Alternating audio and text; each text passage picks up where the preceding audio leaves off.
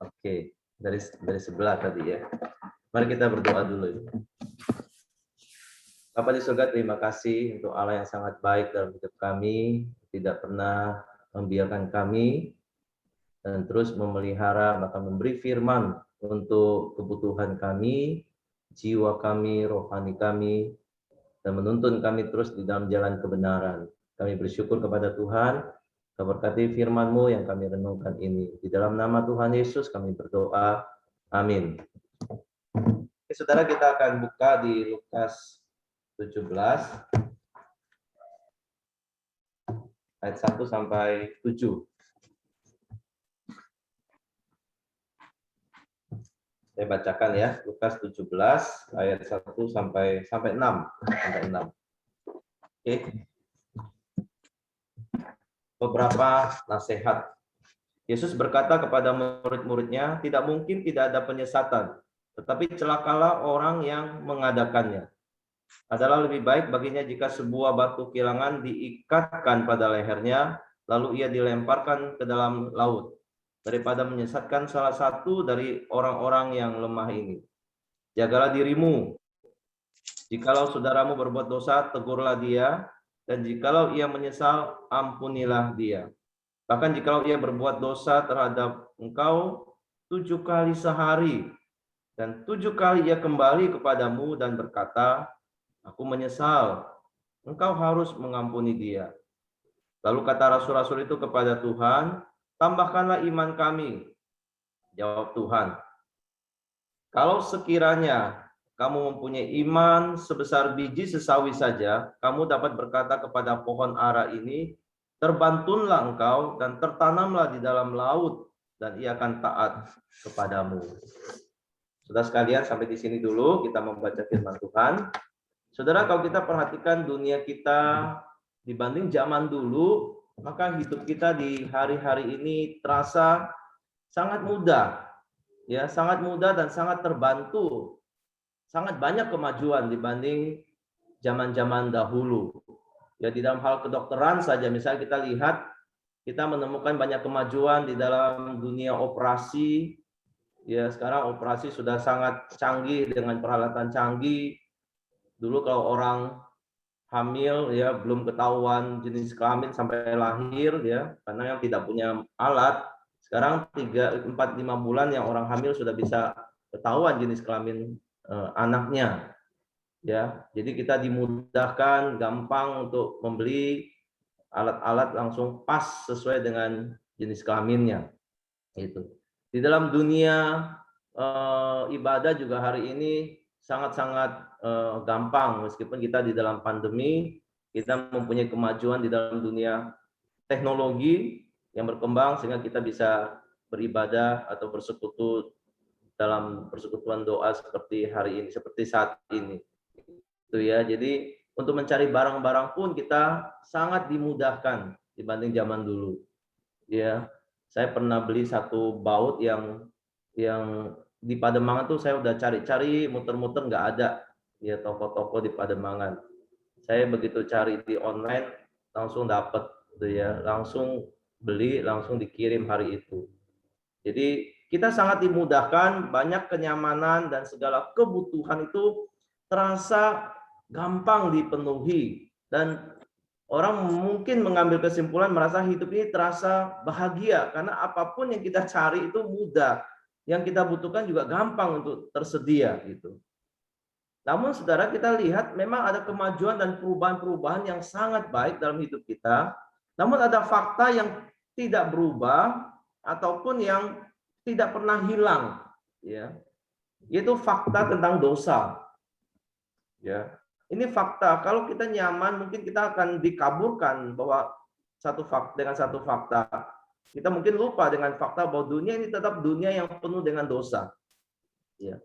Salah satu bukti terbesar bahwa dunia telah jatuh ke dalam dosa adalah penyesatan. Penyesatan.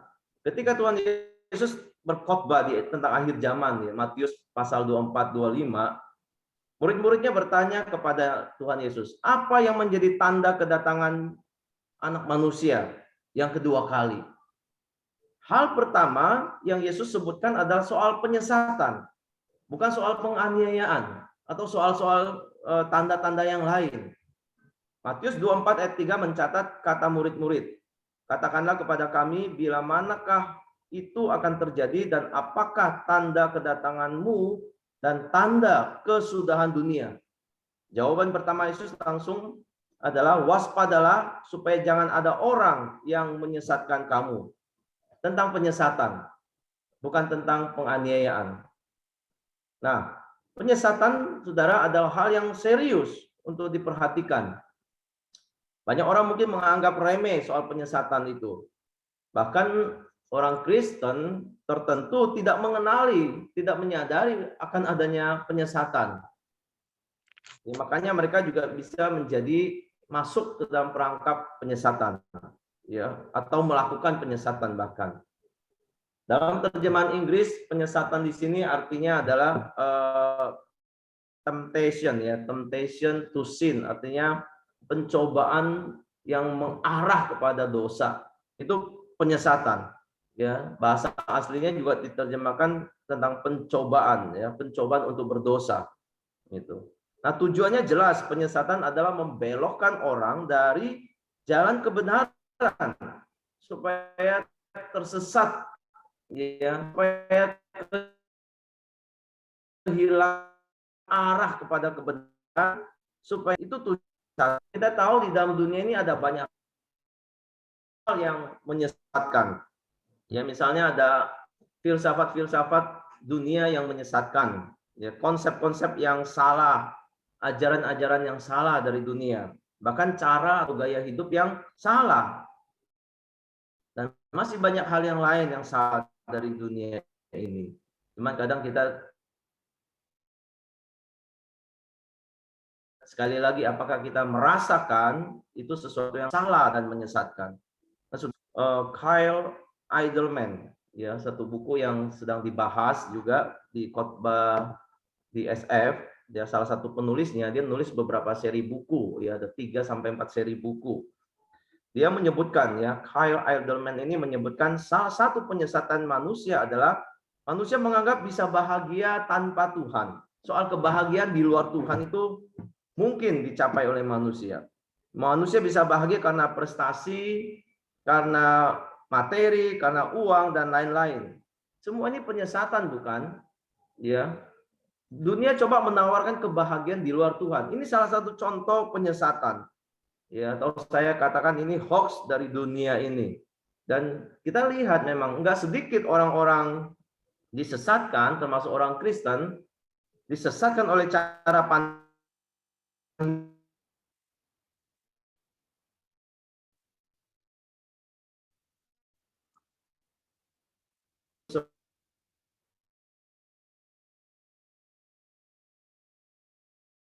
seperti ini. Jadi mereka tidak akan mencari kebenaran lagi karena mereka anggap memang ini bisa penyesatan. Dunia mengajarkan kita seperti itu. Dan orang tidak menyadari kadang hal ini adalah penyesatan juga. Ya, bahkan mendatangkan pencobaan untuk berdosa. Apalagi kalau dia sudah cinta uang, sudah kata Alkitab, ya. Nah, sudah penyesatan ini pasti ada. Yesus Kristus sudah mengatakan tadi di ayat 1, memastikan bahwa penyesatan itu pasti datang. Pencobaan untuk berdosa itu pasti datang, ya. Hanya hati-hati, ya, berhati-hati terhadap orang yang mengadakannya. Tidak berarti, saudara, menjadi alasan bagi kita, bagi setiap individu untuk menjadi penyebab pencobaan bagi orang lain. Penyesatan tetap ada, tetapi celakalah, kata Tuhan, orang yang melakukannya, mengadakan penyesatan itu. Nah, sudah secara natur saja dunia ini memang sudah ada penyesatan di dalamnya. Karena dunia telah jatuh di dalam dosa. Ditambah lagi, ya, jika ditambah lagi ada orang-orang yang tanda kutip sengaja melakukan penyesatan, maka ini Tuhan melihat ini hal yang lebih serius lagi. Hal yang lebih harus diwaspadai, bahkan dikutuk oleh Tuhan dengan kata celakalah orang yang mengadakan penyesatan itu. Saudara, sebab itu kutukan seperti ini ya, jelas untuk mereka yang sengaja mempunyai motif, ya, orang yang melakukan penyesatan itu sengaja mempunyai motif untuk melawan kebenaran dan membuat orang-orang lemah berdosa. Ya, orang-orang lemah. Saudara, orang-orang lemah di sini dikatakan di dalam terjemahan lain itu adalah orang-orang kecil, little ones, ya, orang-orang kecil. Ini mungkin bisa merujuk kepada memang anak-anak kecil atau orang-orang yang baru beriman kepada Tuhan, yang baru mengikut Kristus. Jadi imannya masih iman yang kecil. Ya, anak-anak juga sama ya, mungkin kita kategorikan iman yang kecil di sana. Jadi hati-hati, Tuhan sungguh-sungguh menentang untuk orang-orang yang melakukan penyesatan terhadap orang-orang yang lemah ini. Saudara, saya kira secara tidak langsung ya, meskipun ini dikatakan kepada murid-muridnya untuk waspada, tetapi ini juga ada sindiran atau teguran kepada ahli-ahli Taurat atau orang-orang Farisi.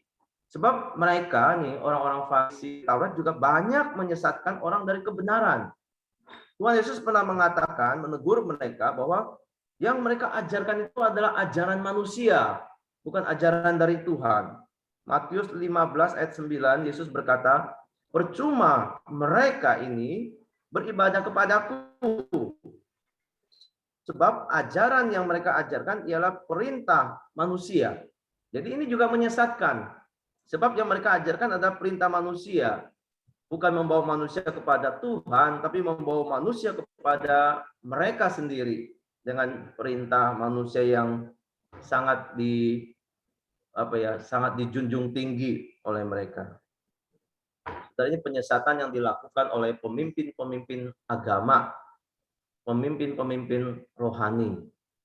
Sudah sekalian, mungkin beberapa waktu yang lalu kita juga tahu ya, ada penyesatan-penyesatan yang dilakukan oleh hamba Tuhan, tanda kutip ya, yang mengaku pendeta yang menyesatkan. Ya, sampai ini kan masuk dalam dunia sosial media, sempat lari katanya ke luar negeri ya. Nah, ini menyesatkan, dan kita saudara kalau perhatikan khotbah-khotbah dari pendeta tertentu ya, saya tidak sebutkan namanya, sudah akan tahu ada hal-hal yang salah yang diajarkan dari khotbah-khotbah mereka. Ya, padahal itu tidak menjadi penekanan dari khotbah, tetapi mereka berani untuk mengatakan itu Alkitab mengajarkan. Sudah, dengan teknologi informasi dan media yang berkembang ini, kita akan melihat banyak munculan ajaran-ajaran sesat, ya, khotbah-khotbah yang menyesatkan, yang mendorong orang ke arah yang salah, membawa orang ke arah yang salah. Nah sekalian, Tuhan berkata, para penyesat ini akan menghadapi konsekuensi yang berat dan mengerikan. Makanya dikatakan di ayat 2, adalah lebih baik baginya jika sebuah batu kilangan diikatkan pada lehernya, lalu ia dilemparkan ke dalam laut, daripada menyesatkan salah satu dari orang-orang yang lemah ini.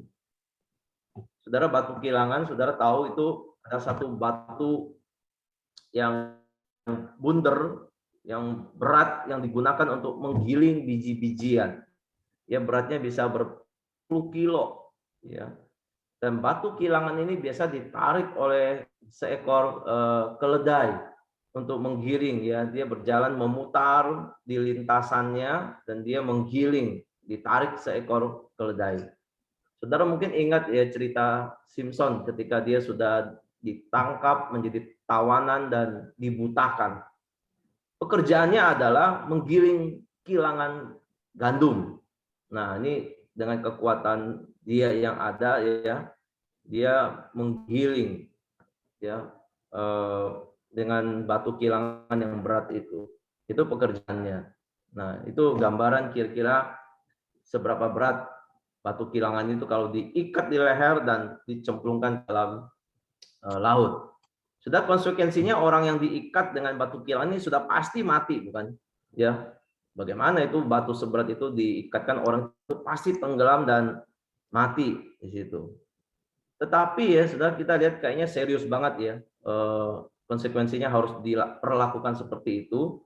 Tetapi itu masih dikatakan lebih baik loh baginya ya untuk diperlakukan seperti itu. Masih dikatakan lebih baik ya. Bahasa Inggrisnya mungkin lebih jelas ya. It would be better for him. Itu masih lebih baik loh baginya. Cuma diikat dengan batu kilang lalu dilemparkan ke dalam laut, ditenggelamkan ke sana. Saudara, ini sebuah hal yang serius, bukan? Orang berpikir, tidak apa-apalah ya, ada penyesatan, dia mengajarkan hal yang salah, menyesatkan orang. Orang tidak berpikir itu akan memberi dampak besar atau dianggap sepele, dianggap hal yang tidak serius, ya. Tapi Tuhan tidak mau itu terjadi. Bahkan salah satu dari orang kecil ini disesatkan. Bayangkan, saudara ya. Sama seperti satu domba yang hilang yang dicari itu yang waktu kita sudah diskusi sebelumnya. Satu pun Tuhan tidak mau itu terhilang. Demikian pula satu orang kecil pun tidak boleh disesatkan. Karena Tuhan itu menghendaki mereka dibimbing ke jalan yang benar, mengenal kebenaran. Oleh sebab itu kepada murid-murid Tuhan Yesus, Tuhan berkata, jagalah dirimu di ayat ketiga. Jagalah dirimu, saudara. Penyesatan itu sungguh-sungguh tidak ditoleransi oleh Tuhan. Tuhan Yesus pernah berkata di Matius 5 ayat 29, jika matamu yang kanan menyesatkan engkau, cungkillah dan buanglah itu. Karena lebih baik bagimu jika satu dari anggota tubuhmu binasa daripada tubuhmu ya dicampakkan ke dalam neraka. Kalau dilanjutkan lagi, jika tangan kananmu menyesatkan kau, potong, buang tangan itu, kata Tuhan. Saudara, kalau ada bagian dari diri kita yang menyesatkan orang lain, baik mata, tangan, mulut, kaki, Tuhan sampai mengatakan cukup keras, buang anggota tubuh itu. Lebih baik kamu masuk ke surga dengan kekurangan anggota tubuh daripada dengan semua tubuh akhirnya kamu dilempar ke dalam neraka. Dalam kalau ini kelihatan sangat ekstrim dan memang mungkin tidak diterjemahkan secara harafiah, tapi itu menggambarkan betapa seriusnya. Bahkan mata, tangan kita pun harus kita potong kalau itu menyesatkan orang. Ini gambaran yang sangat serius. Ya, lebih baik kata Tuhan, kamu itu demikian dibuang anggota tubuhmu daripada seluruh tubuh itu utuh dicampakkan ke neraka. Saudara, ya, kalau ada pendeta yang seperti ini hari ini menyesatkan, ya, ini harusnya ayat-ayat ini itu mengingatkan mereka untuk hati-hati dengan pengajaran, dengan menyesatkan orang, saudara. Ya, nasihat Paulus juga saya ingat, ya, nasihat Paulus kepada Timotius, awasilah dirimu dan awasilah ajaranmu. Paulus juga mengingatkan setiap orang Kristen, ya, termasuk ya khususnya yang mengajar, yang menyampaikan firman, awasilah dirimu dan awasilah ajaranmu. Kenapa Paulus mengingatkan Timotius demikian? Karena supaya dirinya tidak menyesatkan orang, tidak salah jalan, dan ajarannya tidak membawa orang kepada jalan yang salah, membawa orang kepada pencobaan untuk berdosa. Murid-murid Tuhan juga harus menjaga diri terhadap dosa, ya. Jangan sampai terbawa penyesat atau menjadi penyesat, dan juga mengawasi orang lain di dalam Tuhan. Saudaramu, kata Tuhan, harus juga diperhatikan, ya. Dosa tidak dapat diabaikan, tidak dapat dibiarkan, tetapi dosa harus ditegur supaya terjadi pertobatan, pemulihan, saudara. Maka dikatakan di ayat 3 selanjutnya, jikalau saudaramu yang berbuat dosa, tegurlah dia, dan jika ia menyesal, ampunilah dia, saudara. Bahkan kalau satu hari 7 kali berdosa dan 7 kali dia mengampuni dia. Ya, jangan biarkan dia tersesat. Ya, harus mengampuni dia, harus membawa dia kembali ke jalan yang benar. Harus mengampuni dia. Kamu jangan terbawa di dalam penyesatan atau menyesatkan dia. Saudara, dalam tradisi orang Yudaisme, biasa pengampunan hanya diberikan 3 kali dalam 1 hari. Sudah dianggap cukup. Kalau kamu berdosa terhadap saya mengampuni kamu 3 kali, itu sudah baik dalam 1 hari. Tetapi murid-murid Tuhan ini sebagai bagian dari kerajaan Allah, komunitas kerajaan Allah di perjanjian baru, ini melampaui standar yang dipercaya atau dipegang orang Yudaisme. Ya, Tuhan minta mereka lebih bermurah hati terhadap saudara-saudara yang berdosa. Lebih mengampuni, melampaui tradisi yang mereka pegang atau ajaran dari manusia yang mereka pegang selama ini. Saudara, apakah itu mereka bisa lakukan untuk mengampuni orang 7 kali ya, atau mungkin lebih kalau di perikop lain itu 7 kali 70 kali mengampuni orang. Apakah mereka sanggup melakukannya? Ya, apakah murid-murid bisa melakukannya? Apakah perlu sesuatu yang ditambahkan lebih untuk belajar mengampuni orang lain? Ya.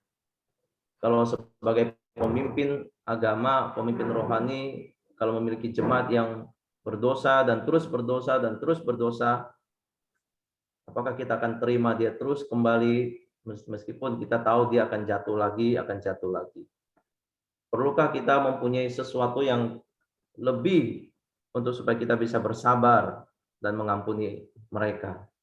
Murid-murid itu merasa ini sebuah pekerjaan yang sangat besar, ya, sebuah hal yang tidak mudah untuk dilakukan. Sampai mereka berkata di ayat yang kelima, kata rasul-rasul itu kepada Tuhan, tambahkanlah iman kami. Tambahkan iman kami. Untuk apa? Ya supaya kami bisa mengampuni orang dengan lebih banyak. Ya, dengan tuntutan yang seperti yang Tuhan mau itu. Supaya kami bisa melakukannya. Kami butuh iman yang lebih besar untuk melakukan itu. Saudara, ini juga sesuatu yang mereka pikir tapi itu salah. Tuhan Yesus juga mengoreksi mereka. Jawaban Tuhan Yesus itu menunjukkan meskipun hanya dengan iman yang kecil, asal iman itu tulus, disertai ketulusan, iman yang murni, yang sejati kepada Tuhan, dapat membawa hasil yang luar biasa. Jadi persoalannya bukan masalah ukuran iman, besar atau kecil, untuk mengampuni. Ya. Tetapi apakah ada iman yang tulus, yang sejati, meskipun kecil, tapi akan membawa dampak besar, akan menghasilkan hasil yang luar biasa. Ya. Tuhan Yesus berkata, dengan iman sebesar biji sesawi saja, kamu sebenarnya sudah bisa berkata kepada pohon ini, ya, terbantunlah dan tertanamlah di dalam laut, maka dia akan taat kepadamu. Iman yang kecil saja, tapi tulus, tapi sejati gitu. Kamu bisa melakukan hal yang besar seperti ini. Termasuk untuk mengampuni orang 7 kali atau lebih dari itu, tidak membutuhkan iman besar, tapi membutuhkan iman yang tulus, iman yang sejati. Saudara, pohon yang terbantun, ya, memerintahkan pohon itu terbantunlah engkau dan tertanamlah di dalam laut. Ini sebuah ungkapan metafora, ya, bukan berarti murid-murid harus memanifestasikan iman mereka dengan hal-hal yang dahsyat itu. Bukan, saudara.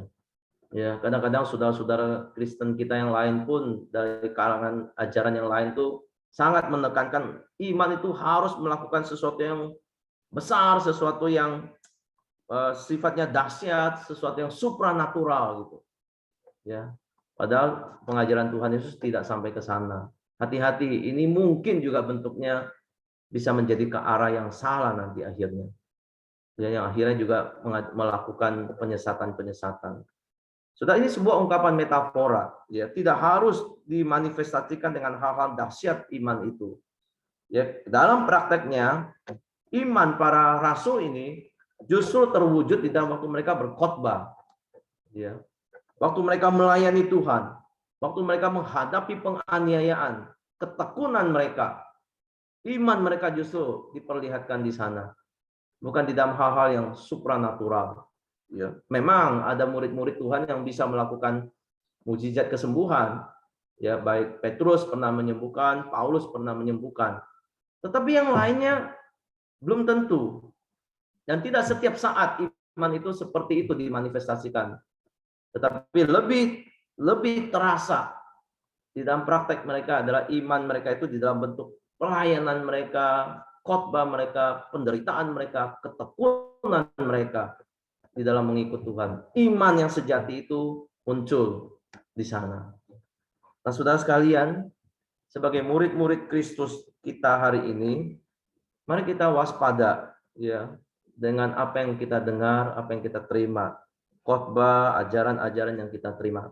Ya, terutama kalau itu adalah orang-orang kategori kecil tadi.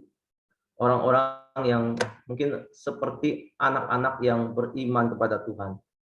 Anak-anak yang mudah menerima, mudah menyerap, ya tanpa banyak tahu benar salah, pokoknya mereka terima. Sudah makanya guru sekolah minggu harus berhati-hati di dalam mengajar. Ya, mereka belum bisa membedakan ajaran benar salah. Mereka diceritakan, mereka akan menerima saja.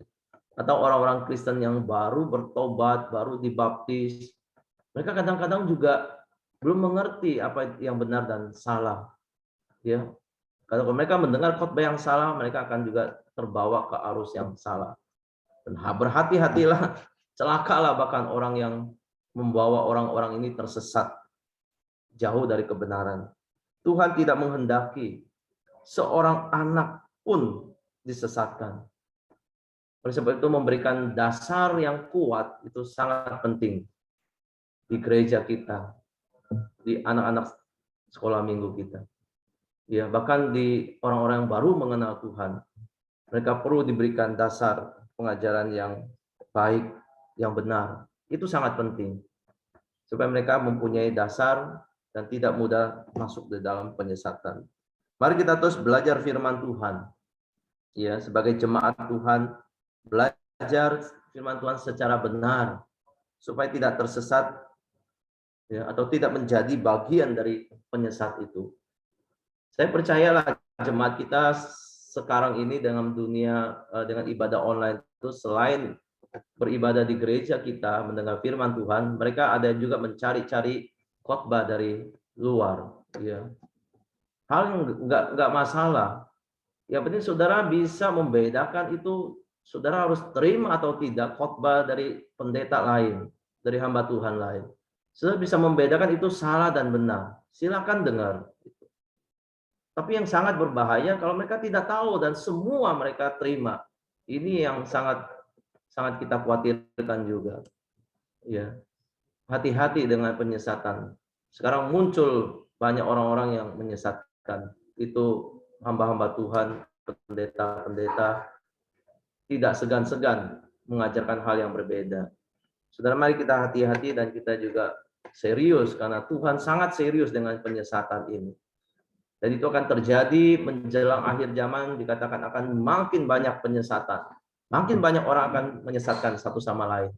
Dan mari kita terus doakan iman jemaat kita untuk bertumbuh di atas dasar batu karang yang Tuhan sudah tetapkan. Iman yang sehat, iman yang benar, iman yang sesuai dengan Tuhan, yang Tuhan kehendaki. Mari kita berdoa.